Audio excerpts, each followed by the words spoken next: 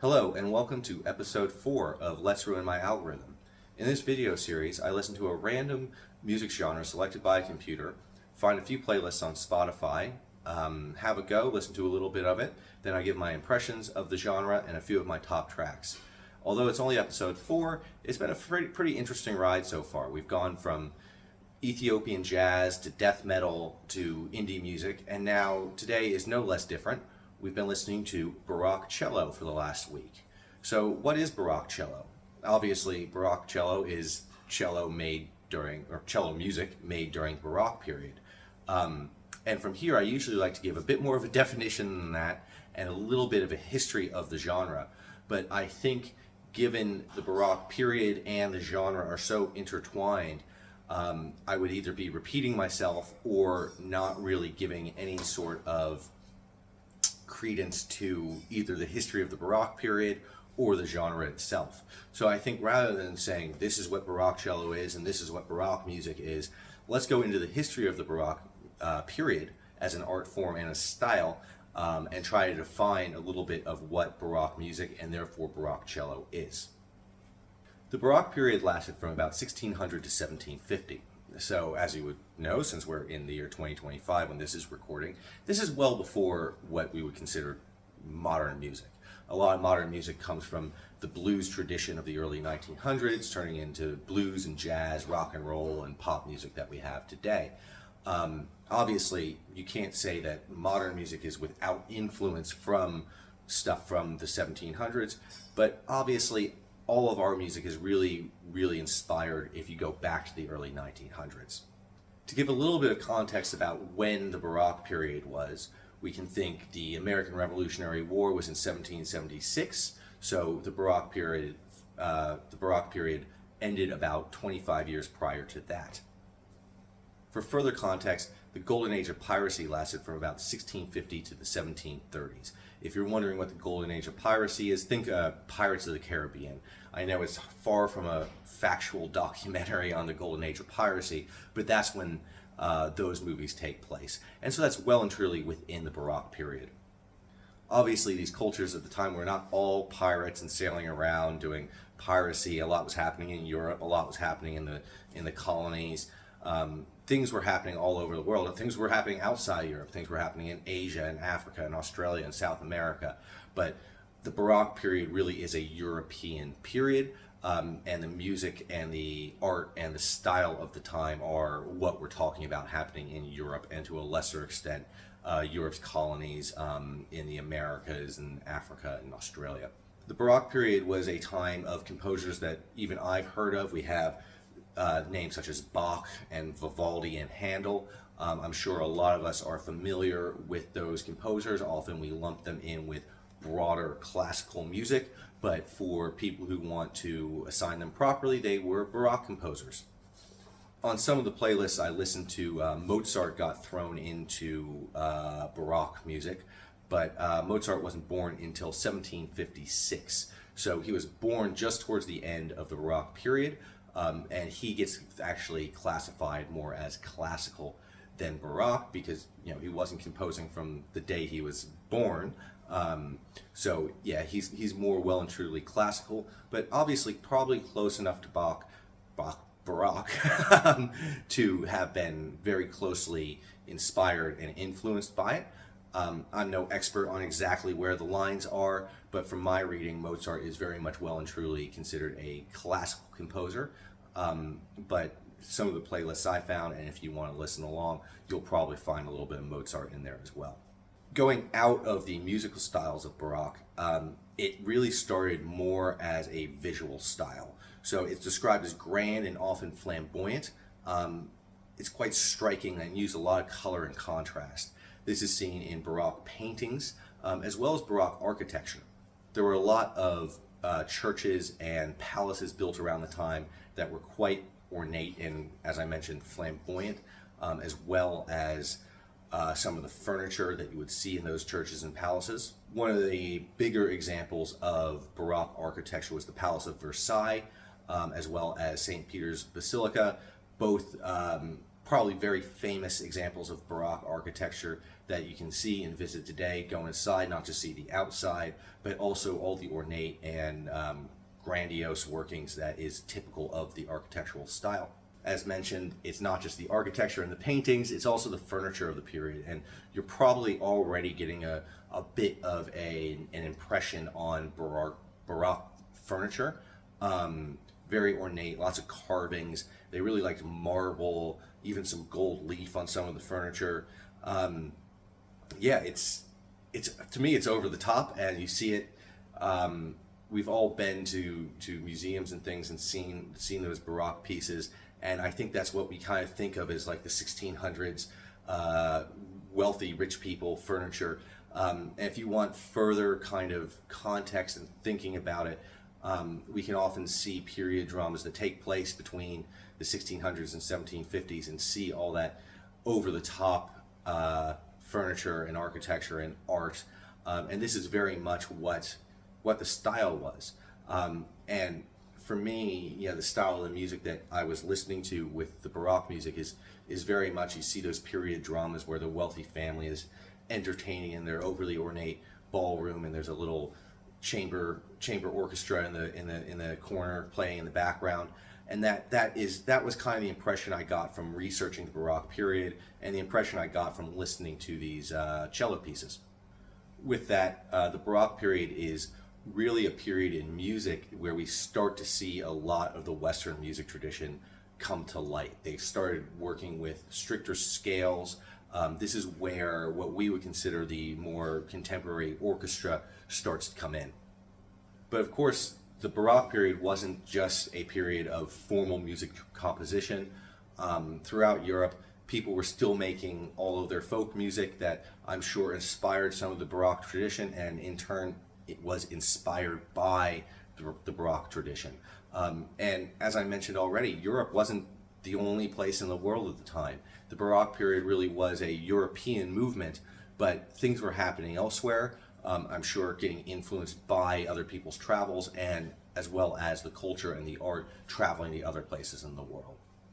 So I've had an opportunity to listen to some Baroque music for the last week or so, and I have some impressions, obviously. Obviously, it's mostly instrumental music, apart from a few folk songs with some lyrics.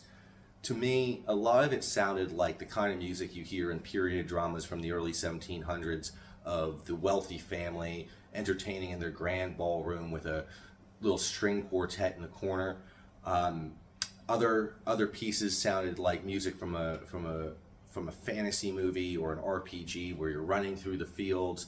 That was mostly the folk music, but sometimes, in the video games where you go into the village and things calm down a little bit, it was that kind of music. I don't listen to a lot of instrumental music, especially instrumental music of what would be considered Baroque or classical or anything, so I'm just drawing on my own experiences here. I didn't find a lot of the Baroque music as grand or experimental as what probably was considered of the day.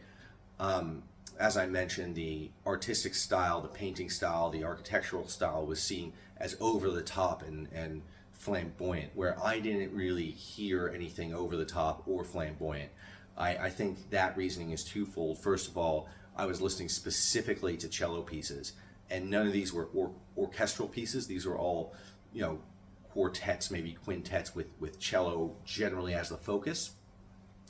And I think as well, being music that is more than 200 years old now, for a contemporary listener like myself, we're not going to find it as out there or as experimental as it was at the time.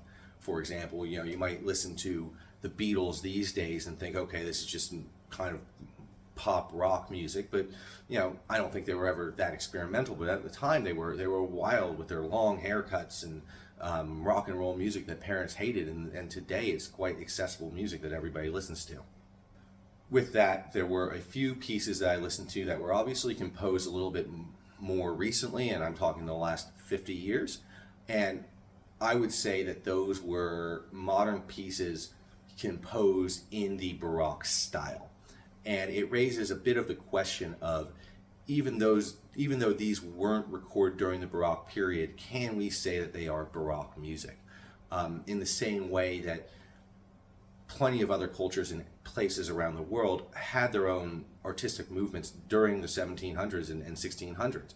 And just if there was an African piece or an Asian piece that was composed in 1700, we wouldn't necessarily call that Baroque music just because it was composed or created during that time period. So I think in a lot of ways Baroque music can, personally this is an opinion, can be considered a genre that is not necessarily restricted to a specific time and place. I think if you can compose music that is of the same style as Baroque music today, I think we can call it Baroque music. In a similar way, if you made a painting of the style, it would be of the style. And this all does raise a little bit of the question of what is genre? Is genre defined to a time and place, or can genre be recreated for a different time and place? And I think sometimes that can depend on the genre. Can we make new classic rock, or is this contemporary rock inspired by classic rock? At the same time, you can make modern bebop jazz. That was not a time and a place. This is not a question that I can answer on my own. I have my own opinions on it, and I think personally it depends on the genre sometimes, because some genres are movements, and in a way I think I'm contradicting myself, because in a lot of ways the Baroque period was an artistic movement more than it was just a genre of music or a genre of painting or a genre of architecture. And since it was an artistic movement, as I said, I'm contradicting myself. Maybe we can't make modern Baroque music. Maybe modern music made in the Baroque style is just that, modern music made in the Baroque style. I'm really eager to see what you think, and if you have an opinion on whether genre is a time and a place, or genre can be made at any single time, let me know and let's have a discussion in the comments. So let's go through some top tracks. I'll call them top tracks, but I guess when we're talking about this kind of music, top pieces. For the last 3 episodes, I can just say what the track is called and the artist. This is a little bit more complicated because it's the piece as well as who composed it and who is performing it. So the first one that I liked was Cello Suite Number 1 in G Major by Johann Sebastian Bach, performed by Japter Linden. This piece is one I felt I heard before. I'm not sure where or when. Obviously, I'm no expert in Baroque music. This was one of my first forays into it. I've heard of Bach, but I feel like I've heard this one before. This piece is actually surprisingly simple, and I felt that was almost a characteristic of this sort of music. There wasn't not a lot of jumps in melody or anything like that. It was more, let's go up and down the scale rhythmically, maybe change the rhythm, maybe have a sharp turn there. But in a lot of music, which, modern music where you might have a riff or a hook, you're repeating that same phrase, but you're going to be jumping around a little bit more. This was do, do, do, do, do, do, do. Let's go up and down and experiment there. And as I mentioned, this was really as Western music was being defined. And as simple as that sounds now, I think a lot of composers were being like, okay, this is how we do music. Let's stay within this scale and be really, really defined.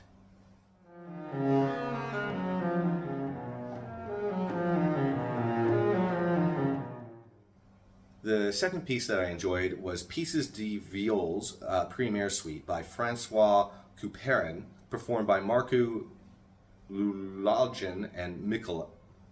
I'm just going to put that on the screen. There's a few names in these pieces that, for my tongue at least, are a little bit difficult to pronounce. So, as always, I'm just putting the name on the screen because I'm just going to continue to stuff that up. I quite like the harpsichord in this piece that accompanied the cello. Of course, this is primarily cello music, but it's not just a cello on its own. I like the harpsichord. I always like the harpsichord. You don't hear a harpsichord that much anymore. So it was interesting to listen to this piece. With music of this period, they always really stick to a key, and they even say what the key is before they begin it. This is in E minor, and of course minor keys are usually going to be more somber, and but in modern music they don't always have to say, oh, this is minor and we're really going to make it sad. But I think given the period, they really do stick to those rules, and this is a minor piece and therefore it's going to be a more somber piece. What I really did enjoy about this piece and what really did stand out in the long run was the harpsichord and the cello were speaking to each other in a lot of ways. And it's hard to get used to. It's hard to hear when you're not used to a genre of music, but this one really stood out and was a bit more accessible to modern ears.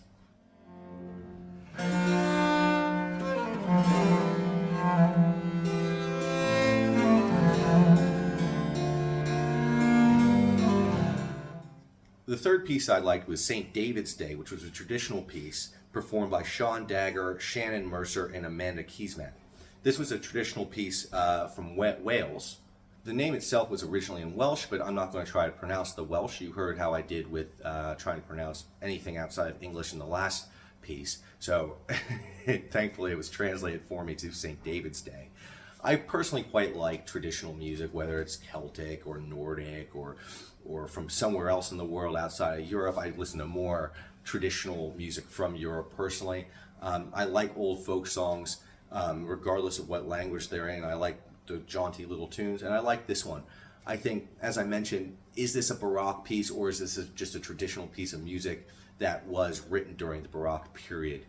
Cello did feature, but it's not necessarily a Baroque chamber piece that we've seen from Bach or the last name that I'm not going to try to pronounce again. I liked it, and it was a break from the norm of a lot of the other kind of just more formal pieces that were being performed throughout all the playlists that I listened to.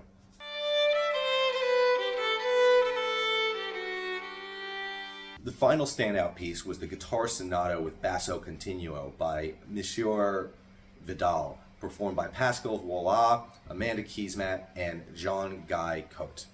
Once again, I did destroy those names. Apologies. I'll put it all up there for you to read, and you can figure out for yourself. Being a guitar sonata, obviously this is a piece written for the guitar, and not necessarily a cello piece, but the cello did accompany the whole piece, so it got thrown in with Baroque cello. It is a Baroque piece written by a Baroque composer, so not one of those, oh, is it Baroque because it was written during the 1700s pieces. I liked it. I like guitar music. It was interesting to hear guitar music of that period. The cello really did fall back on what a bass would do, well, even of that period or in more modern music. So it was interesting to hear, after listening to a lot of pieces where the cello was front and center, to hear it as a more rhythmic instrument than a melodic instrument. It was keeping what the bass would do in a lot of ways. But also, like a lot of pieces, the cello and even the guitar were mostly running up and down scales in different ways, and hardly groundbreaking stuff by modern ears, but again, during the time period, it was. With all of these pieces that I listened to and my interpretations, perhaps you are very familiar with Baroque music, and you're probably screaming at me thinking you've gotten this totally wrong, and if so, let me know. I'm eager to learn more, because it was interesting to listen to. Whether or not you are already into Baroque music or looking to get outside your comfort zone like I did, I'll link to all of these pieces in the description. On Spotify, you can have your own listen. Tell me if you liked them, if you hated them, if you found other pieces that you liked better. Let me know. Let's have a discussion about it.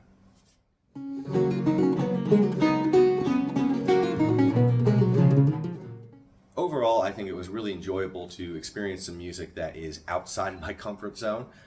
So far, I really have gotten outside my comfort zone, but it's all been modern guitar-based music, or not necessarily with the jazz, but it's all been modern music based on the blues. And with that, that's a little bit of the difficulty that I found with the Baroque cello this week, is that it's not music that is based on the traditions that I'm used to. I'm a firm believer that most modern popular music is based on those blues tradition. That's music that has evolved from the early 1900s to today. And you can even say pop music. You can trace it back to rock music. You can trace that back to rhythm and blues, and you can trace that back to blues. Ultimately, it's really going to be based on those blues traditions that have expanded over the last, call it, nearly 150 years. And that's what my ear is used to, and I'm sure that's what a lot of people watching this, their ear is used to as well. We that's what contemporary popular music is all about. And I think Baroque music is pretty far from contemporary popular music. I don't think it's going to be the furthest from contemporary popular music that we discuss on this channel, but it's pretty far. So for me, it took a little bit of getting used to. And somewhat ironically, I found it more getting used to than when I listened to the cosmic death metal a few weeks ago.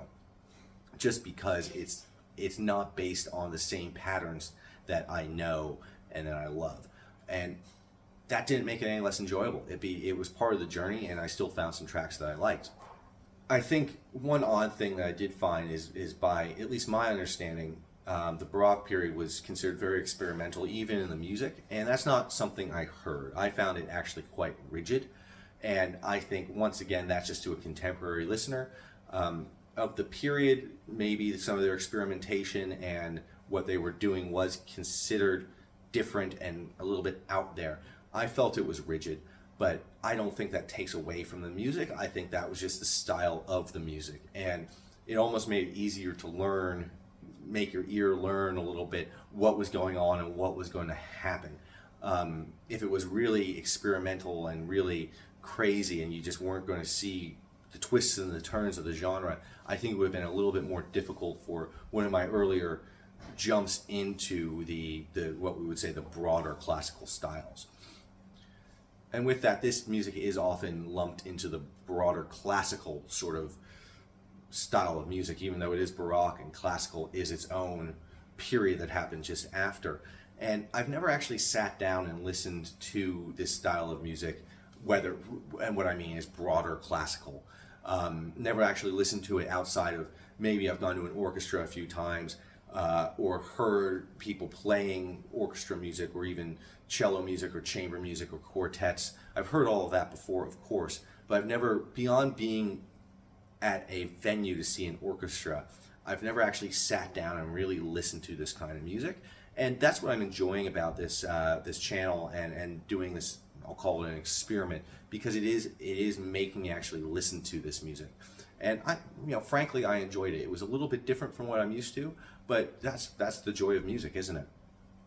Overall, I think listening to Baroque cello over, I guess, orchestra music from the same period allowed me to better isolate the sounds and the styles of the genre and hear the melodies better, rather than big orchestra music where there's a lot going on and you might miss something. So I actually liked my first proper introduction, if you will, into, we'll say again, broader classical, to be something smaller where I can just listen to it and enjoy it and find little bits and pieces. And I think I'm going to continue to pursue this kind of music and try to work my way up to larger orchestra pieces, so I can appreciate that too. If you've had a listen to this style of music, whether you're new to it or old to it, I'd love your opinion on it. Feel free to like and follow for other episodes on different styles of music. And if you have a comment, leave it down below, and we'll talk next week. Thanks.